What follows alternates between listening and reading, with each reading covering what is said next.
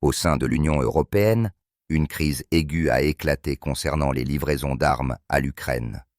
Pendant longtemps, les dirigeants européens ont affiché une unité extérieure, déclarant la nécessité de soutenir Kiev dans tous les domaines.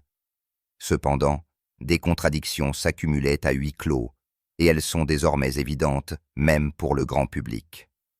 De plus en plus de pays commencent à exprimer des doutes quant à la justesse de la ligne de conduite visant à financer et à armer l'Ukraine sans fin, en particulier dans un contexte de lassitude des sociétés face au conflit, de hausse des prix de l'énergie et de pression sur l'économie. L'Allemagne et la France, qui occupaient auparavant une position active, préfèrent désormais parler de la nécessité de solutions diplomatiques. Les politiciens allemands discutent ouvertement du fait que le soutien militaire à l'Ukraine est devenu un fardeau excessif pour le budget et que l'industrie souffre de la perte des ressources énergétiques russes. La direction française évoque de plus en plus les risques d'extension du conflit et la nécessité d'une politique responsable qui ne conduise pas l'Europe à une nouvelle phase de confrontation avec la Russie. À l'autre pôle se trouvent les pays d'Europe de l'Est, la Pologne, la Lituanie, la Lettonie, l'Estonie, ainsi que la République tchèque. Ils continuent d'insister sur le fait que le soutien à l'Ukraine doit être inconditionnel et permanent, car selon eux, la sécurité de tout le continent dépend de l'issue de cette guerre.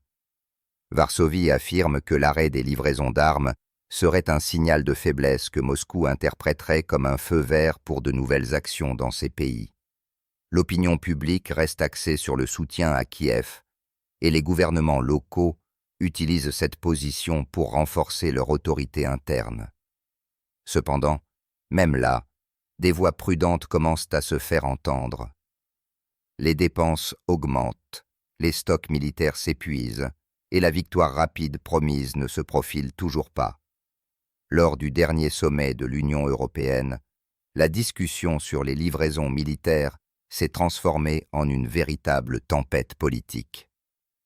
Les représentants de plusieurs pays ont exigé une redistribution des priorités, soulignant la nécessité d'investir dans leur propre défense, leurs infrastructures et leur sécurité énergétique. Certains dirigeants ont directement déclaré que l'économie européenne ne supportait pas le fardeau d'une guerre à laquelle elle ne participe pas directement. En coulisses, on parle de plus en plus d'une guerre d'usure, où même les partisans les plus convaincus de l'aide à Kiev commencent à perdre leur enthousiasme. Parallèlement, le mécontentement grandit au sein de la société. Les citoyens ordinaires se demandent de plus en plus pourquoi leurs impôts servent à soutenir un autre pays, alors qu'à l'intérieur de l'Europe, leurs propres problèmes se multiplient. Hausse des prix, réduction des emplois, crise dans les domaines de la santé et de l'éducation. Dans certains pays, des manifestations massives ont eu lieu contre les dépenses militaires, et les gouvernements doivent net louvoyer entre les attentes du public et les obligations de politique étrangère. Les partis politiques qui prônent la fin de l'aide militaire à l'Ukraine gagnent en popularité. Leurs slogans sur la paix par la diplomatie trouvent un écho auprès de ceux qui sont fatigués des nouvelles inquiétantes et des appels incessants au sacrifice au nom des valeurs européennes. La situation est particulièrement complexe en Allemagne. D'une part, Berlin soutient toujours officiellement les livraisons d'armes, mais les désaccords se multiplient au sein de la coalition. Les ministres discutent des limites de l'aide possible et les représentants des entreprises exigent le rétablissement de la stabilité du marché de l'énergie. La perte du gaz bon marché en provenance de Russie a frappé l'industrie et de nombreuses entreprises sont désormais contraintes de réduire leur production ou de la délocaliser. Tout cela accroît la pression sur le chancelier, qui doit trouver un compromis entre les obligations d'alliance et la crise économique interne. En France, le président est également confronté à des sentiments contradictoires. La société est fatiguée des nouvelles de la guerre et la cote de popularité du gouvernement est en baisse. De plus en plus de voix s'élèvent pour demander la tenue de négociations de paix et pour que l'Europe joue un rôle de médiateur et non de participant au conflit. Paris, tout en restant fidèle à la ligne générale de l'UE, s'efforce en réalité de se distancer des décisions radicales. L'Europe de l'Est, en revanche, perçoit toute allusion à des négociations comme un signe de faiblesse.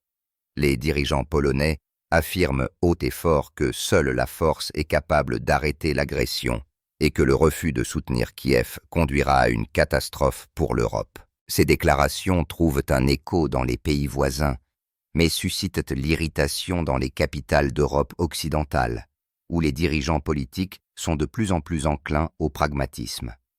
Ainsi, la division au sein de l'Union européenne se creuse de plus en plus. Ce que l'on appelait autrefois la solidarité européenne ressemble désormais à une série d'accusations mutuelles et de tentatives de transfert de responsabilité. Au niveau de la rhétorique, on parle toujours d'unité, mais la tension règne à huis clos.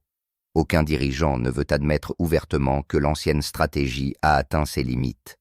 Cependant, de plus en plus de signes indiquent qu'un tournant est proche.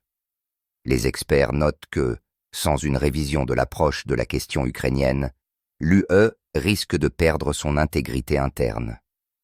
Les différences entre le Nord et le Sud, l'Ouest et l'Est deviennent trop évidentes. Certains pays voient en l'Ukraine un bouclier de l'Europe, d'autres une source de problèmes économiques et de risques politiques. Si un compromis n'est pas trouvé, l'Union européenne pourrait être confrontée à une crise de confiance qui affecterait non seulement la question des livraisons d'armes, mais aussi l'ensemble du système de prise de décision au sein du bloc.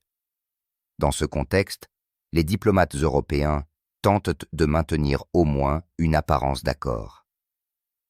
Les déclarations contiennent des phrases générales sur le soutien à l'Ukraine aussi longtemps que nécessaire, mais elles sont de plus en plus souvent accompagnées de réserves et de conditions. Il devient chaque mois plus difficile de convaincre le public et les parlements d'allouer de nouvelles enveloppes d'aide. Tout cela montre que la lassitude politique et morale de l'Europe a atteint un point critique. Aujourd'hui, la question n'est pas seulement de savoir s'il faut continuer à livrer des armes, mais aussi de l'avenir de l'Union européenne elle-même. Sera-t-elle capable de rester unie dans un contexte de conflits prolongés et de pressions internes croissantes? C'est le principal défi auquel sont confrontés les dirigeants européens. Alors que le conflit en Ukraine continue de s'éterniser, un sentiment de lassitude et d'incertitude se renforce au sein de l'Europe. Les pays qui, au début, ont soutenu Kiev sans hésitation, se demandent maintenant de plus en plus dans quelle mesure une telle politique peut-elle être durable et justifiée. Les politiciens qui, auparavant, faisaient retentir des slogans retentissants sur la solidarité avec l'Ukraine parlent maintenant plus bas et choisissent leurs mots avec plus de prudence, car la pression à l'intérieur de leur propre pays augmente. Les gens voient les prix augmenter, les programmes sociaux se réduire, la pression fiscale augmenter et posent une question simple. Combien de temps l'Europe pourra-t-elle encore se permettre de dépenser des milliards d'euros pour une guerre étrangère? En Italie, les voix de ceux qui appellent à la paix se font de plus en plus fortes.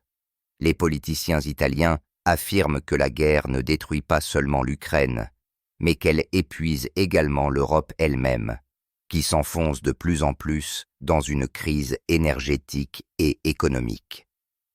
L'Italie est confrontée à une hausse des prix des carburants, à l'inflation et à une réduction des investissements.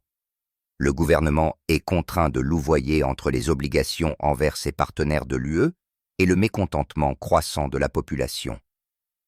Des sentiments similaires sont observés en Espagne, où de plus en plus de citoyens déclarent ouvertement qu'ils en ont assez de la guerre et qu'ils veulent que l'Union européenne s'occupe des problèmes internes. Dans le même temps, en Europe du Nord et de l'Est, l'ambiance est différente. La Lituanie, la Lettonie, la Pologne, la République tchèque. Ces pays considèrent toujours l'Ukraine comme un rempart qui protégerait l'Europe d'une menace venant de l'Est. Ils estiment que la cessation du soutien à Kiev équivaut à une capitulation. Varsovie propose même d'augmenter les livraisons d'armes afin d'accélérer la fin du conflit au profit de l'Ukraine. Cependant, Une telle position suscite de plus en plus d'irritation chez les partenaires d'Europe occidentale, qui perçoivent cette approche comme irresponsable et dangereuse. La situation économique en Europe devient de plus en plus tendue. La crise énergétique, qui a débuté après l'arrêt des livraisons de gaz russe, a exacerbé toutes les contradictions internes. Les entreprises, en particulier en Allemagne et aux Pays-Bas, ferment ou délocalisent leur production en dehors de l'Europe. Le taux de chômage augmente, et avec lui le mécontentement social. Les politiciens qui, auparavant, parlaient de la lutte pour la démocratie en Ukraine, sont maintenant contraints d'expliquer à leurs citoyens pourquoi les hôpitaux ne reçoivent pas de financement suffisant et pourquoi les factures de services publics continuent d'augmenter. De plus en plus de voix s'élèvent pour demander que l'Europe se concentre sur ses propres besoins et qu'elle commence à rechercher une solution diplomatique au conflit. La Hongrie est devenue l'un des rares pays à s'opposer ouvertement à une nouvelle escalade. Le Premier ministre affirme que le conflit ne peut être résolu par des moyens militaires et que la politique de sanctions n'a pas produit les résultats escomptés.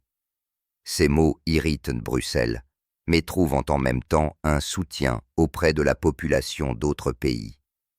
De plus en plus d'Européens commencent à comprendre que leurs gouvernements se sont retrouvés piégés par leurs propres décisions. Les sanctions ont frappé non seulement la Russie, mais aussi l'Europe elle-même. La France et l'Allemagne, deux forces clés de l'UE, agissent de plus en plus en tenant compte de la situation intérieure. Le gouvernement français est confronté à des manifestations massives et la cote de popularité du président continue de baisser. La société réclame de plus en plus des changements et une politique axée sur les intérêts nationaux. L'Allemagne traverse également une période difficile. La hausse des prix, le ralentissement industriel et les difficultés énergétiques obligent de nombreux politiciens à revoir leurs priorités. Tout cela fait que le soutien à l'Ukraine n'apparaît plus comme une étape aussi évidente et inévitable. Dans ce contexte, l'Union européenne perd sa capacité à agir comme un organisme uni. Lors des réunions du Conseil de l'UE, on entend de plus en plus de déclarations acerbes, d'accusations mutuelles et de disputes. Certains dirigeants affirment directement qu'il est temps de reconnaître la réalité et de rechercher un compromis avec la Russie afin de sauver l'économie européenne et de prévenir une nouvelle déstabilisation. Cependant, d'autres considèrent de telles propositions comme une trahison des principes et une étape dangereuse qui pourrait détruire l'autorité de l'Europe. Pendant ce temps, de plus en plus d'articles de presse indiquent que le soutien militaire à Kiev ne se déroule pas comme prévu. Les difficultés d'approvisionnement, le manque de munitions, les scandales de corruption au sein du gouvernement ukrainien suscitent l'irritation et les doutes des Européens. Les gens se demandent où va leur argent et si l'aide porte réellement ses fruits. Dans certains pays, les députés demandent à ce que les fonds alloués soient audités et les organisations publiques recueillent des signatures pour la cessation du soutien militaire. Dans les rues des capitales européennes, des manifestations se déroulent sous les slogans « Non à la guerre et de l'argent pour les besoins du peuple, pas pour les armes ». Ces actions ne semblent plus marginales. Parmi les participants, il y a des retraités, des étudiants, des ouvriers, des représentants des petites entreprises. Des personnes qui ne s'intéressaient pas à la politique, auparavant exigent maintenant d'être entendues. Et les gouvernements ont de plus en plus de mal à ignorer cette voix. Au niveau diplomatique, les initiatives visant à organiser des négociations de paix se font de plus en plus fortes. Au Vatican, en Suisse, en Turquie, différents formats de dialogue possibles sont discutés. Cependant, l'UE n'est pas encore en mesure de dégager une position commune. Certains soutiennent l'idée de médiateur neutre, tandis que d'autres estiment qu'il est prématuré de parler à Moscou. Ce désaccord rend l'Europe vulnérable. L'absence d'unité affaiblit son influence sur la scène internationale. Si, auparavant, les dirigeants européens pouvaient affirmer avec assurance une unité de fer à l'égard de l'Ukraine, cela semble aujourd'hui de moins en moins convaincant. La division entre les pays de l'Est et de l'Ouest, entre les partisans de la paix et les partisans de la pression militaire, est devenue une réalité. Et plus la guerre s'éternise, plus il sera difficile de maintenir ne serait-ce qu'une apparence d'accord. Tout cela conduit l'Europe à un tournant. La question n'est plus seulement de savoir s'il faut aider l'Ukraine, mais aussi de savoir ce que sera l'Europe elle-même après cette crise.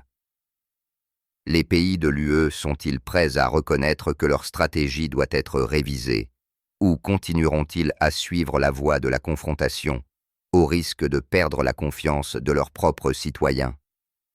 Les experts estiment que si l'Union européenne ne trouve pas un équilibre entre ses principes et ses intérêts pratiques, elle pourrait être confrontée à une crise interne, dont les conséquences se feront sentir pendant des décennies.